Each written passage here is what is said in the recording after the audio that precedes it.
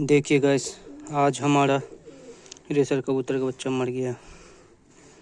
तो गाइस इसे बचाने का बहुत ही ज़्यादा कोशिश था और कोशिश भी बहुत ज़्यादा कर रहे थे कि ये बच जाए।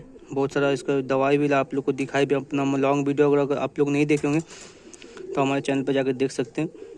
तो गाइस फाइनली आज जाकर ये मर गया और बहुत ही बुरा लग रहा है। ये देखिए मुँह खुला में ही मर गया। तो गाइस बहुत ही बुरा लग रहा है। अपना सबसे अच्छा कबूतर का बच्चा अब नहीं रहा।